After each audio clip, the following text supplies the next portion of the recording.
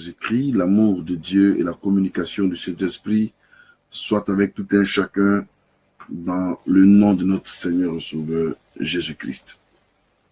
Voilà, je voudrais juste donner cet enseignement qui vraiment, quand je médite, n'est-ce pas, me fait beaucoup de bien et je voudrais partager cela avec vous. Et le thème, il est très poignant et le thème, c'est Jésus rejeté à Nazareth. Jésus rejeté à Nazareth. Si vous voulez bien, on peut prier avant de commencer notre enseignement. Je vais te donner toute la gloire à notre Dieu, notre Père. Je veux magnifier ton nom, car tu es Dieu. Merci pour ta fidélité et merci pour tous tes bienfaits. Éternel, le temps est venu que nous d'enseigner, n'est-ce pas, ta parole. Donne-nous la révélation qui vient de cœur, Seigneur des armées, et permets-nous de pouvoir te glorifier.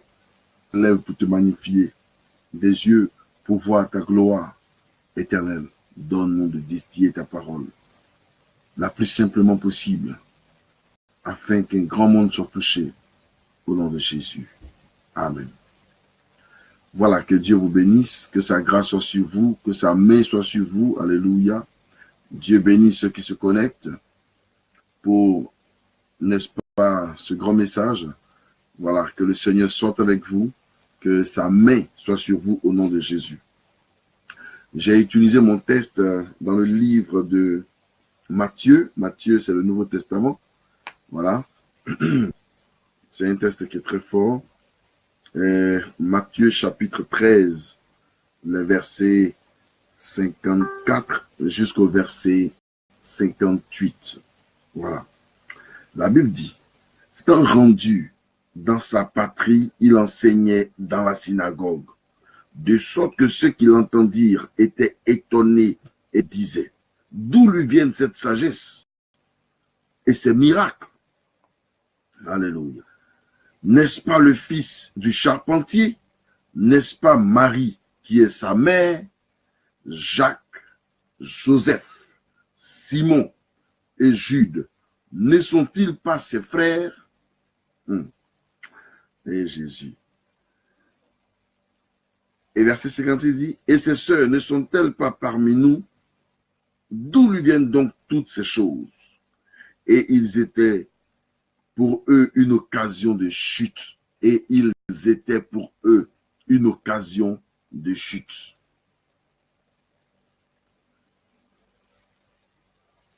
Mais Jésus leur dit, un prophète n'est jamais honoré chez lui. Voilà. Un prophète n'est méprisé que dans sa patrie et dans sa maison.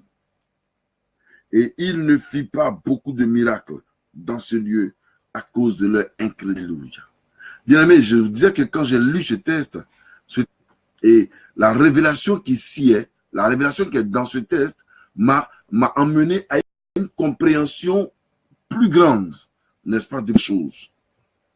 Et c'est pour ça que j'ai mis en titre Jésus rejeté à Nazareth. Jésus rejeté à Nazareth. Je vais vous expliquer, c'est vrai qui est Jésus, nous le connaissons, mais je vais vous expliquer ce que c'est que Nazareth, ou ce que Nazareth représente pour nous, et pourquoi Jésus a été rejeté. Mais est-ce qu'aujourd'hui encore, Christ est accepté à Nazareth? Est-ce qu'aujourd'hui encore, Jésus-Christ peut rentrer à Nazareth pour dire qu'il vient porter la parole, qu'il vient apporter l'évangile, qu'il vient apporter, n'est-ce pas, la révélation et guérir son peuple? Je salue au passage mes pères, comme Papa Chopnian, qui a une intervention vraiment à saluer ces temps-ci. Je salue au passage Papa Sidney Oboué, Papa Vaco Michel et tous les serviteurs en Côte d'Ivoire et partout dans le monde. Et vous tous qui me suivez, que le Seigneur vous bénisse au nom de Jésus. Je salue au passage comme ça Maman Kakoubli, Que le Seigneur te bénisse au nom de Jésus. Voilà. Que sa grâce soit sur ta vie. Alléluia. Permettez-moi un instant. Oui, allô? Bonjour. Oui, ça va. C'est qui?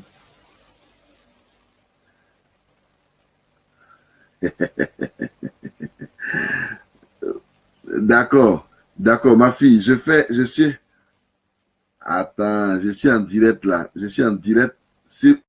Donc, vous suivez le direct et puis on se prend après. Hein?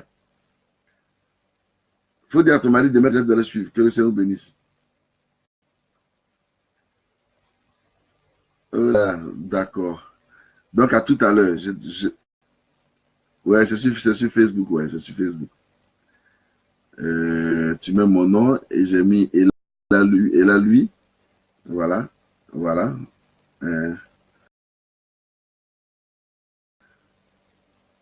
Voilà. Ouais, c'est là, lui, j'ai mis comme si mon nom fils. Que le Seigneur te bénisse. Excusez-moi, il fallait que, voilà, je réponde rapidement. Mais comme je disais, Jésus de Nazareth, qui est notre Seigneur et Sauveur personnel, dit une chose. Alléluia. La Bible dit que Jésus se rendait dans sa patrie. Il se rendait chez lui. Alléluia. Et dans cette patrie-là, il enseignait dans la synagogue, de sorte que ceux qui l'entendaient étaient étonnés et disaient, d'où lui viennent cette sagesse et ces miracles? Vous savez, un homme de Dieu, voilà, un homme de Dieu ne dépend pas de lui-même. Il a un maître, il a un seigneur, il a quelqu'un qui le dirige. Je disais un jour à des gens, j'ai dit, il n'y a personne aujourd'hui sur la terre. Il y en a qui disent, moi je ne crois en rien. C'est faux. Tout le monde croit en quelque chose. Et tout le monde a une base. Qu'elle soit saine ou qu'elle soit vilaine, tout le monde a une base. Mais toi, quelle est ta base? C'est pour cela qu'aujourd'hui, on se presse par rapport aux serviteurs de Dieu, par rapport à ceci, et pour savoir d'abord à qui cet homme est attaché avant de toi-même t'attacher à lui. Il faut connaître à qui cet homme est attaché avant de toi-même t'attacher à lui. S'il est attaché à Dieu, tu verras que les actions qu'il pose émanent de Dieu. Mais s'il est attaché au diable, tu verras que les actions qu'il pose émanent du diable. S'il est aussi, n'est-ce pas, attaché à Dieu, tu verras que son langage sera un langage de vertu, un langage propre, un langage pur. C'est en cela que vous reconnaîtrez les hommes de Dieu et ceux qui sont de Dieu. Mais s'il n'est pas de Dieu, tu reconnaîtras assez d'orgueil dans son langage. Tu reconnaîtras assez de mépris pour les autres dans son langage. Tu reconnaîtras assez de mensonges dans son langage. Tu reconnaîtras assez de bizarreries dans son langage. Parce que c'est par le fruit, n'est-ce pas? C'est par le fruit qu'on reconnaît, n'est-ce pas, la personne. Et donc, la Bible dit, chacun de nous doit pouvoir porter un à son Père céleste. Il était attaché à Dieu. Alléluia.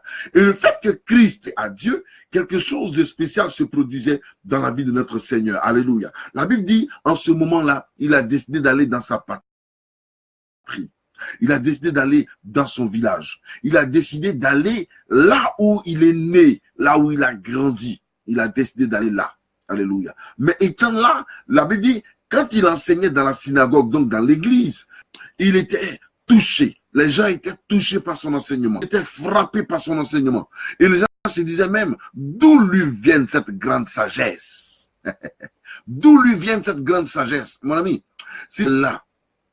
Invite tes bien-aimés de venir écouter ce message. Cette grande révélation que le Seigneur me donne, que je veux apporter n'est-ce pas, au peuple du Seigneur. Alléluia. Je vais apporter à quelqu'un cette révélation certainement qui va te faire du bien. Est-ce que tu vas aussi te dire, est-ce que je ne suis pas Nazareth? Est-ce que je ne suis pas en train de rejeter le Christ au travers de mon comportement? Alléluia. Est-ce que je ne suis pas en train de me poser des questions au travers de Jésus, ou je ne suis pas en train de le rejeter? Alléluia. Au travers de ma manière de faire, au travers de ma manière de voir, au travers de ma manière de parler. au travers de ma manière d'agir, est-ce que je ne suis pas en train de rejeter le Christ comme Nazareth a rejeté Jésus? Bien-aimés, nous sommes appelés à glorifier Dieu. Nous sommes appelés à exalter Dieu. Nous sommes appelés à magnifier le nom du Seigneur. Nous sommes appelés à glorifier Dieu. La Bible dit, Christ va dans sa patrie, et dans sa patrie, tout le monde se lève contre lui. On ne le croit même pas. On dit, mais grandit ici. Vous l'avez vu grandir là. Et les gens se posent la question, mais n'est-ce pas le fils du charpentier? On le connaît ici, c'est l'enfant du charpentier là. On le connaît ici, c'est n'est-ce pas l'enfant du charpentier, n'est-ce pas ses frères qui sont parmi nous, Jacques, Joseph, Simon et Jude, ne sont-ils pas ses frères? Ils ne traînent pas avec nous ici là. On les connaît au quartier ici. Mais comment se fait-il qu'il a aussi une grande sagesse? Comment il peut enseigner avec une aussi grande sagesse? Regarde, l'enseignement de Jésus pouvait attirer des foules. Alléluia. L'enseignement de Jésus frappait l'intelligence humaine. L'enseignement de Jésus catalysait l'intelligence humaine. L'enseignement de Jésus vit au corps vide. L'enseignement de Jésus pouvait, j'allais dire, apporter un espoir pas possible dans la vie du pécheur pour qu'il sache que s'il se repent, il peut être sauvé. On n'a pas dit que les injures de Jésus frappaient le monde. On n'a pas dit que le langage déplacé de Jésus frappait le monde. On n'a pas dit que, n'est-ce pas, Jésus se frappait la poitrine pour dire c'est moi, c'est moi. Oh, tu as frappé ta poitrine. Et si ça se casse maintenant, tu as fait comment? On n'a pas dit que Jésus se frappait la poitrine. La Bible dit l'enseignement que Jésus apportait, l'enseignement capital, l'enseignement d'humilité, l'enseignement de grandeur, l'enseignement de grâce, l'enseignement de délivrance que Christ apportait. La Bible dit, les gens étaient frappés par sa grande sagesse de parler, par sa manière de parler. Un homme de Dieu, alléluia, qui peut être frappé par sa manière de parler, il parle avec sagesse. C'est vrai, avec autorité, mais avec sagesse. La sagesse doit émaner de l'homme de Dieu. La sagesse doit être reconnue dans la vie de l'homme de Dieu. L'homme de Dieu, dans la vie duquel il n'y a aucune sagesse et qui parle comme un païen et qui parle comme, n'est-ce pas, quelqu'un qui n'a jamais connu Dieu et qui parle comme son maître. Cet homme de Dieu, il a besoin de faire attention. Parce que nous, en tant que serviteurs de Dieu, nous devrions avoir un langage. Pas le langage d'injure, pas le langage de malédiction, pas le langage de rue, pas le langage sale des hommes de ce monde, pas le langage païen, pas le langage de ceux qui ne connaissent pas Christ, mais nous devrions avoir un langage saint, un langage propre, avoir le langage de Dieu, le langage de l'Esprit de Dieu, le langage de la grâce du Père, le langage du ciel, le langage qui fait que nous sommes appelés les fils du royaume. Oui, le langage du royaume, c'est ce langage-là qu'il nous faut. Nous avons besoin d'avoir le langage du royaume. Et c'est ce langage qu'il faut à un enfant de Dieu. La Bible dit que l'enseignement de Christ frappait. Les gens étaient frappés par sa grande sagesse. Et ils se demandaient, mais qui il est? C'est pas le charpentier qui était là, le fils du charpentier. On l'a vu ici, on l'a vu scier bois. On l'a vu ici, il était sur toiture, il donnait pointe à son papa Joseph. On l'a vu ici. Mais comment se fait-il que le gars qu'on a vu ici aujourd'hui, il est devenu quelqu'un de si important? Mes amis, un homme de Dieu doit être caractérisé par son langage de sagesse. Si la sagesse te manque, si tu n'es pas un homme sage, demande, il faut demander à Dieu et Dieu va te donner. C'est l'Éternel qui accorde la sagesse. Nous, en demandant la sagesse à l'Éternel, Dieu t'accorde cette sagesse-là. Mes amis, l'homme, comme je disais, l'homme de Dieu est reconnu. L'enseignement de Jésus, alléluia, frappait. La sagesse qu'il avait en lui frappait les gens de la synagogue et les gens de Nazareth. Donc ils étaient étonnés. Lui, on doit arriver à épater le monde, pas par notre manière sale de parler, mais par notre manière propre et pure de parler. Alléluia. Parce que nous avons un Dieu qui est sage, à qui nous ressemblons. Parce qu'il faut que nous soyons sages. Il faut qu'on ressemble à l'Éternel des armées. Il faut qu'on ressemble à celui qui nous a appelés. Il faut qu'on arrive à parler et avoir un langage franc. Donc le langage du ciel. Pourquoi aujourd'hui notre langage ressemble au langage du diable? Pourquoi aujourd'hui notre langage ressemble au langage de l'enfer? Pourquoi aujourd'hui notre langage ressemble au langage de la rue? Vous pensez, vous, que si Jésus-Christ avait parlé comme les gens de la rue, si Jésus avait parlé comme, j'allais même dire, Jésus-Christ parlait même pas comme comment on appelle ça là, comme les gens du temple. Il parlait même pas comme les gens du temple. Oui, parce que ce n'est pas le langage des gens du temple qu'on cherchait. Parce que là, il y avait ce qu'on appelait les gens de la synagogue qui étaient les principaux sacrificateurs. Non, ce n'est pas ce langage-là que Jésus cherchait. Jésus était venu apporter un nouveau langage. Parce que les gens qui étaient de la synagogue avaient leur langage. Le langage de la synagogue, là, c'était avec eux depuis longtemps. Depuis longtemps, ils avaient le langage de la synagogue.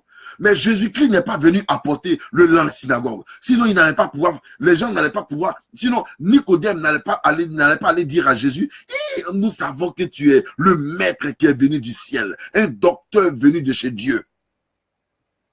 Donc, Christ était venu enseigner un langage qu'il fallait.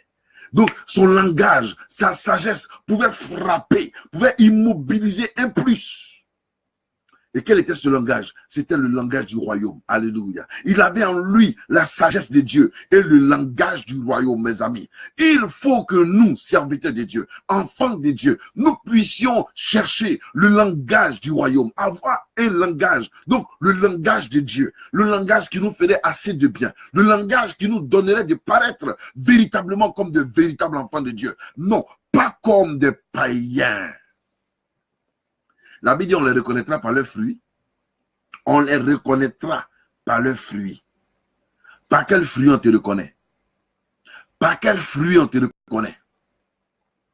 Par ton langage, on ne te reconnaît même pas comme étant dans le peuple du Seigneur, étant parmi les enfants de Dieu. C'est normal.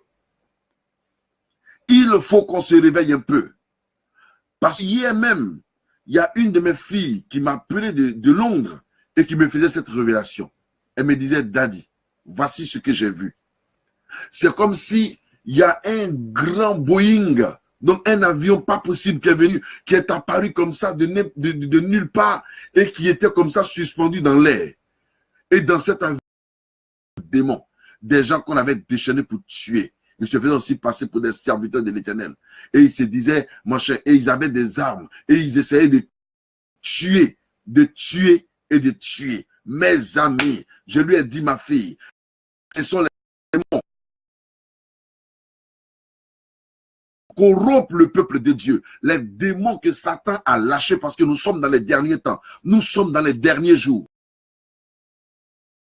Et donc, chacun essaie de jouer sa dernière carte. Chacun essaie de jouer la carte qu'il peut jouer. Chacun essaie de jouer la carte qu'il peut jouer. Avec sa parole, alléluia, le démon joue sa carte avec des injures, avec des armes, avec des faux miracles. Le démon joue sa carte avec des œuvres négatives, des œuvres qui n'ont rien à voir avec Dieu.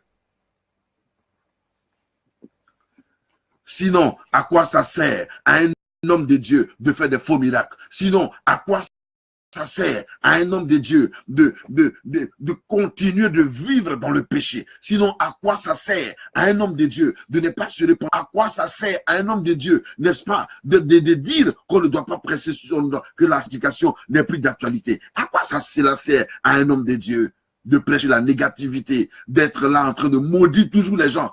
À quoi ça sert? À quoi ça sert? À quoi ça sert le langage de la rue? À quoi ça sert le langage des injures? À quoi ça sert toutes ces choses-là? Ça sert à donner gloire à l'ennemi. Ça sert à donner gloire à Satan. Oui, la Bible reconnaîtrait par leurs fruits.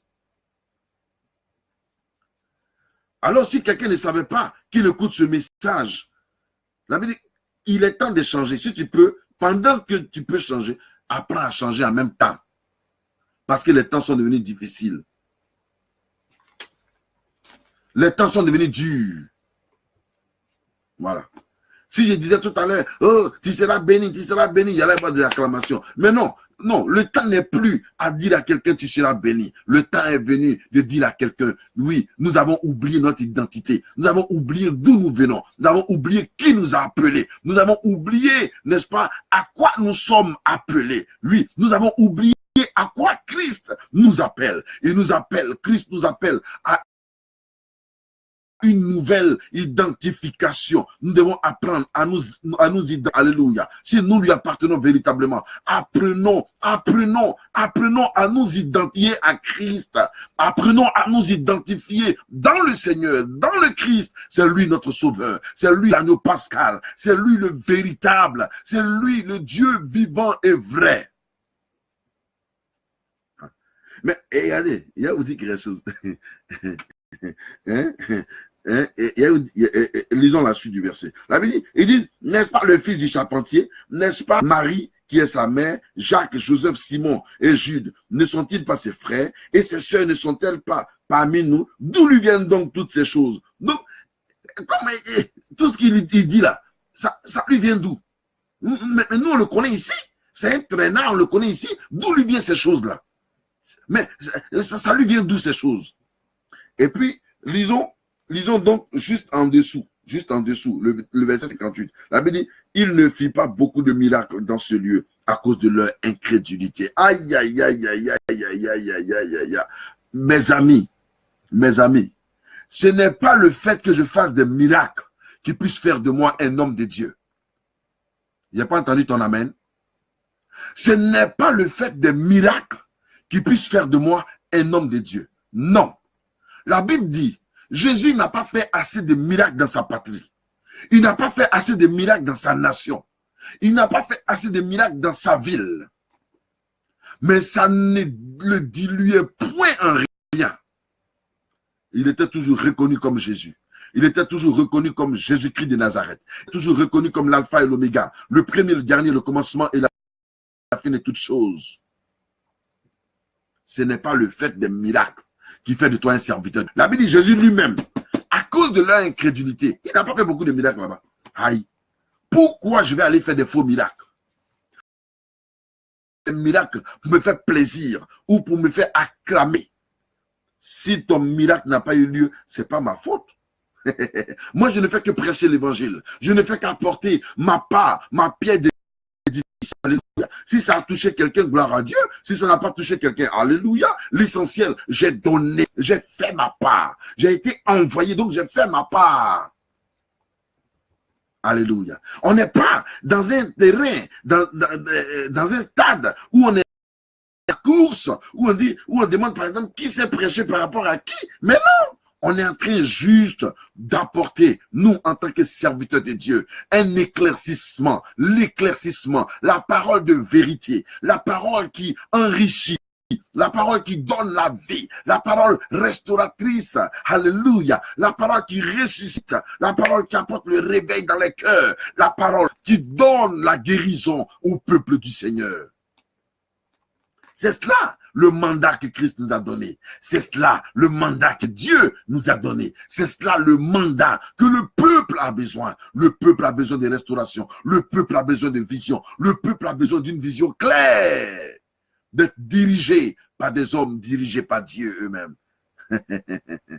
Alléluia. L'Éternel aujourd'hui a besoin que son peuple s'élève. Vous qui êtes serviteurs de Dieu, démarquez-vous, démarquez-vous. Levons-nous et bâtissons. Levons-nous et bâtissons. Les murailles de Jérusalem sont en péril. Les murailles de la Côte d'Ivoire sont en péril. Les murailles du monde entier.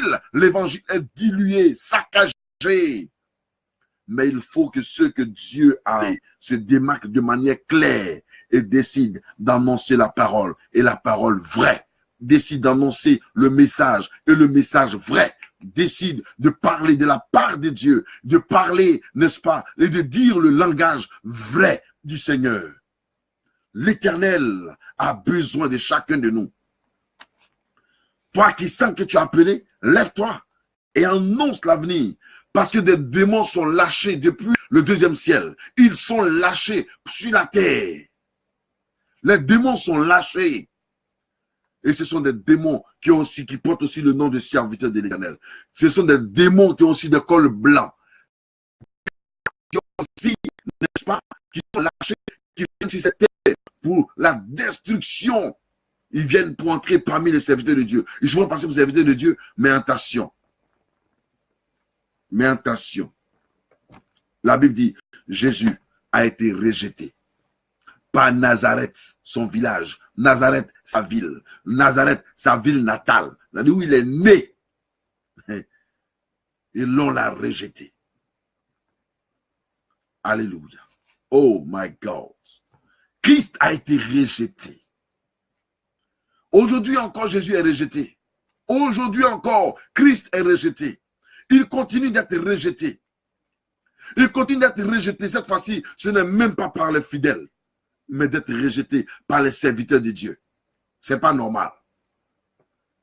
Lèvons-nous, frères. Réveillons-nous. Peut-être que toi, le diable t'a marre à taper. Peut-être que Satan t'a marre à taper, t'a pris un lacho. Et tu n'as pas vu dedans quand tu as commencé à le servir. Mais réveille-toi. Mais réveille-toi. Tu ne vas pas te lever et te traîner dans la boue. Tu te rends compte que ton ministère est en train de se salir. Tu es en train de donner gloire à l'ennemi. Tu es en train de prêcher pour remplir l'enfer. Ressaisis-toi et commence à prêcher le royaume de Dieu qui donne la vie.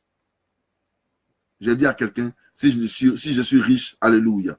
Si je ne suis pas riche, alléluia. Évolue ainsi. Mais je sais une chose, la richesse, elle est en moi. Amen. Parce que celui qui fabrique la richesse, il est en moi. Et c'est Jésus-Christ Nazareth. C'est lui qui a dit, l'or, l'argent, les pierres précieuses sont à l'Éternel. À quel royaume appartenons-nous? Aujourd'hui, nous rejetons Jésus de plusieurs façons. La même manière dont Nazareth a rejeté Jésus. Regardez, quelqu'un a été frappé par leur enseignement, par l'enseignement de Jésus. Ils ont été frappés par l'enseignement, par la grande sagesse qui dégageait dans son langage. Mais au lieu de croire en sa parole, au lieu de le choisir comme Seigneur et Sauveur, ils ont commencé à lapider. Ils ont commencé à ne pas croire en lui. Et ils ont commencé à douter de son langage. Ils ont commencé à douter de son langage. Et donc la Bible dit, à cause de leur incrédulité, Jésus, notre Seigneur et Sauveur, n'a pas fait grand miracle à Nazareth. Dieu veut créer le miracle. Dieu veut faire le miracle dans ta vie. Mais combien de fois tu le rejettes? Le Seigneur veut apporter un miracle dans la vie de chacun de nous. Mais combien de fois chacun rejette le Seigneur? Par sa façon. Combien de fois chacun rejette le Seigneur? Par son comportement, par son caractère. Parce qu'il y a plusieurs manières de rejeter le Seigneur. Il y a plusieurs manières de rejeter Christ. Les gens de Nazareth n'avaient pas voulu croire en son message. Alléluia. Oui, les gens de Nazareth n'avaient pas voulu croire en son message. Donc, ils l'ont rejeté à leur façon. Donc, la Bible dit qu'à cause de leur incrédulité, il n'y a pas eu beaucoup de miracles. Pourquoi il n'y a pas de miracles dans ta vie? Pourquoi il n'y a pas de miracles dans ta vie? Toi qui n'es pas en train de le rejeter. Oui, certainement, il n'y a pas de miracle. Parce que par ton comportement, tu as commencé à rejeter le Seigneur. Parce que par ton langage, tu as commencé à rejeter le Seigneur. Tu ne parles plus le langage de l'enfer. Tu as le langage, n'est-ce pas, de derrière là-bas là. C'est pas normal.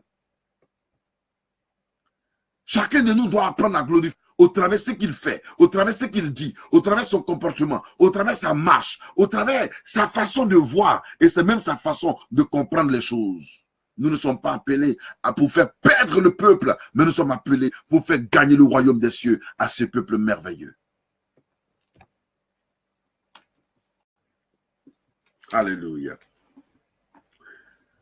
Et le Seigneur Jésus fut rejeté par les siens. Est-ce que vous comprenez un peu?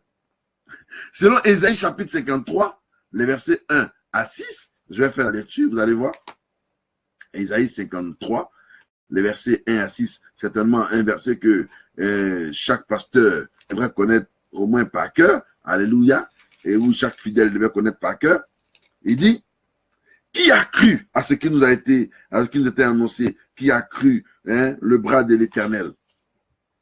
Il s'est élevé devant lui comme une faible plante, comme un rejeton qui sort d'une terre desséchée. Il n'avait ni beauté ni éclat pour attirer nos regards. Son aspect n'avait rien pour plaire. Méprisé et abandonné des hommes, hommes de douleur et habitués à la souffrance. Semblable à celui dont on détourne le visage. Nous l'avons dédaigné. Nous n'avons fait de lui aucun cas.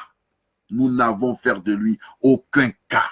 Et puis il reprend, il dit au verset 4, cependant, ce sont nos souffrances qu'il a portées. C'est-à-dire, ceux que Jésus-Christ a rejetés là. Non, ceux qui ont rejeté Jésus, je voulais dire. Donc ceux qui ont rejeté Jésus là, vous comprenez? Cependant, c'est de ces souffrances, c'est de leurs souffrances-là qu'il s'est porté. C'est-à-dire, pendant que Nazareth rejette Jésus, Nazareth oublie que c'est les souffrances de Nazareth que Jésus a portées. Pendant que nous qui rejetons Jésus, par notre langage, par notre comportement, par notre manière de faire, pendant que nous rejetons Jésus-Christ au travers de nos comportements, au travers de notre caractère, au travers de vivre de tous les jours. Pendant qu'on rejette Jésus, on oublie que cependant, c'est de nos fautes qu'il s'est chargé. De nos fautes qu'il s'est chargé. Il s'est chargé de nos fautes. Mais pourquoi le rejeter, bien-aimé? Cependant, ce sont nos souffrances qu'il a portées. C'est de nos douleurs qu'il s'est chargé. Et nous l'avons considéré comme puni, frappé de Dieu et humilié. Vous voyez? Nous l'avons considéré comme puni, hein? Rejeté et frappé de Dieu. Quelqu'un que le Seigneur a frappé. Ce n'est pas normal. Il dit au verset 5, mais il était blessé pour nos péchés, brisé pour nos iniquités. Il nous donne la paix, est tombé sur lui. C'est par ces meurtrissures que nous sommes guéris. Dernier verset. Nous étions tous errants comme des brebis, chacun suivait sa propre voie, car l'Éternel a fait retomber sur lui l'iniquité de nous tous. Le péché de nous tous est tombé sur lui. Celui qui n'a jamais péché là, il a pris nos péchés. Celui qui n'a jamais péché là, il a pris nos péchés. Chaque jour, Jésus-Christ supporte, n'est-ce pas, le poids du péché de son peuple. Chaque jour, jusqu'aujourd'hui encore, il supporte le poids du péché de son peuple. Il tient ce poids, ce lourd fardeau sur sa tête. Il tient ce lourd fardeau en lui. Jésus tient ce lourd fardeau en lui. Regarde. Est-ce que tu t'imagines un peu le poids de ton adultère? Est-ce que tu t'imagines un peu le poids de tes... Est-ce que tu t'imagines un peu le poids de ton mensonge, le poids de ton vol, le poids de ta cupidité, le poids de ton lesbianisme, le poids de ton homosexualité, le poids de ton mensonge, le poids de ton ivrognerie, alléluia, les différents poids aussi difficiles que nous faisons tous les jours. Porter le Seigneur, la me dit, il s'est chargé de cela et il porte cela. C'est cela qui l'a emmené à la croix et c'est ce qu'il a fait mourir à la croix. Alléluia. C'est ce qu'il a fait mourir à la croix. Et désormais, il faut que nous qui sommes en Christ, nous sachions que nous sommes devenus une nouvelle personne. Alléluia. Voilà pourquoi, toi qui continues dans ton mal, dans ton orgueil, dans ta manière pour pouvoir rejeter encore Christ, sache qu'il continue de porter ce poids. C'est-à-dire de porter ce poids. Mais ce poids, il est lourd. Ce poids, il est difficile. Ce poids, ce poids détruit. Ce poids fait courber. Ce poids est très pesant. Mais il faut qu'on change de vie pour donner du repos au Seigneur. La Bible dit le châtiment qui donne la paix est tombé sur lui. Le châtiment qui peut nous donner la paix est tombé sur lui. Donc lui, tant que nous vivons, lui va souffrir comme ça. Tant que nous vivons, il continue de porter le poids de nos fardeaux. Tant que nous vivons, il continuera de porter le poids de nos haines dans le cœur, le poids de nos mensonges, le poids de nos difficultés. Mes amis, arrêtons de rejeter Christ au travers de nos façons, au travers de nos manières. Arrêtons de rejeter le Seigneur. Il faut que nous apprenions à avoir le comportement du ciel, le langage du ciel, parce que nous ne sommes pas de ce monde. Nous sommes des ambassadeurs, des élus de Dieu. Le premier jour où nous avons accepté Christ comme notre Seigneur et Sauveur personnel, nous sommes devenus des ambassadeurs du ciel, des personnes de renommée, parce que nous appartenons à un royaume, pas le royaume de la terre. Nous luttons pour des places honorifiques sur la terre. Nous luttons pour des places honorifiques. Qu'est-ce que l'honneur de ce monde pourrait-il nous apporter? Qu'est-ce que les places honorifiques de ce monde pourraient-ils nous apporter? Ils nous apporteront que des acclamations des hommes. Ils nous apporteront que des acclamations des humains. Mais oui, moi je recherche, et nous devons rechercher les acclamations du ciel. Est-ce que le ciel nous acclame? Si quelqu'un m'entend cet après-midi ou ce midi, qu'il sache que l'Éternel est Dieu, que l'Éternel est vivant. Mais l'Éternel envoie son peuple et ses serviteurs pour apporter un éclaircissement dans la vie de ses enfants. Mes amis, nous sommes appelés à glorifier Dieu. Nous sommes appelés à exalter Dieu, à magnifier le nom du Seigneur. Nous sommes appelés à dire, Seigneur, nous voici au devant de ta présence. Fais de nous ce que tu veux. Mais ne rejette pas le Christ au travers de nos comportements. Ton comportement ne plaît pas à Dieu. Ta manière de parler ne plaît pas à Dieu. Ta manière de regarder les autres avec mépris ne plaît pas à Dieu. Ta manière de chaque fois ouvrir la bouche, qu'au lieu de bénir les autres, tu te mets à les insulter, à parler mal comme un païen. Ça ne plaît pas à Dieu. Ta manière de t'habiller ne plaît pas à Dieu. Ta manière de l'orgueil qui sort de toi ne plaît pas à Dieu. Ton péché ne plaît pas à Dieu. C'est pour cela que le Seigneur nous interpelle chaque jour pour que nous puissions le glorifier.